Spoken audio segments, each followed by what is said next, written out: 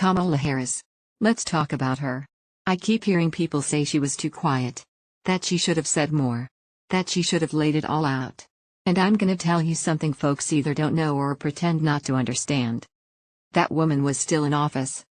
Still sworn and still bound by law. Still part of an administration that had to speak with one voice, even when everybody in the room didn't agree. See, once you take that oath, you don't get to freelance the truth just because the moment feels hot. There are rules, not polite rules, not suggestions, legal rules.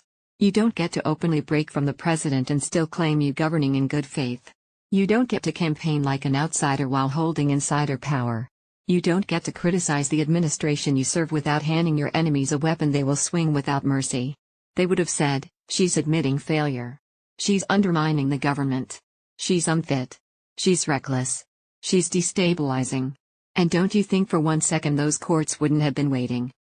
Now let me be real militant with you. They don't just punish black women politically. They punish them procedurally. Ethics complaints. Investigations. Concerned questions. Rules suddenly enforced to the letter. The law ain't neutral when power feels threatened. So no, Kamala wasn't quiet because she didn't have a vision. She was quiet because the law had her boxed in and the consequences weren't theoretical.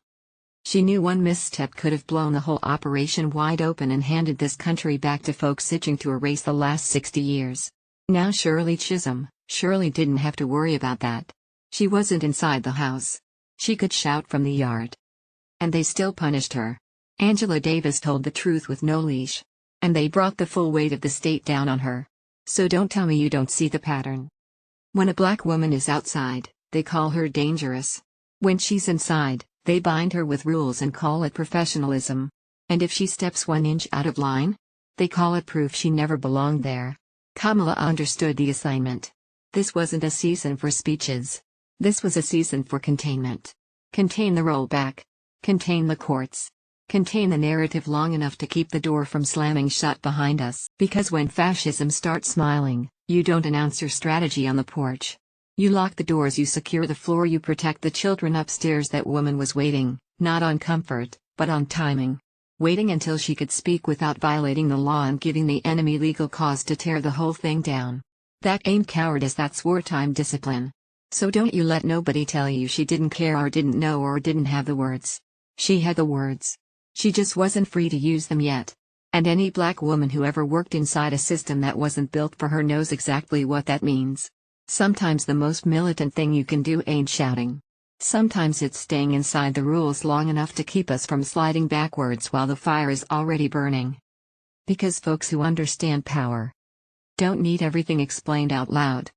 Folks love to say the Hatch Act didn't apply to her like it does everybody else, but what they don't tell you is how they use the spirit of that law like a switch, especially on black women. Had Kamala spoken too loud, too sharp, too different from the administration while she was still vice president, they would have hollered ethics before her words even hit the ground.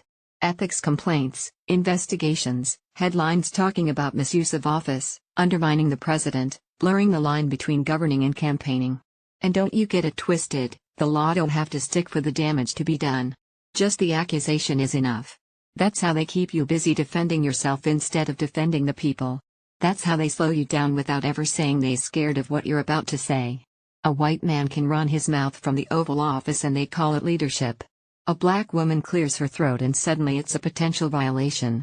If Kamala had spoken too much, too boldly, too independently, they would have used the Hatch Act and ethics norms like a rope, tightened it just enough to remind her who they think owns that power. She knew this. She knew one wrong step could have given them legal cover to say, see? This is why she shouldn't be here.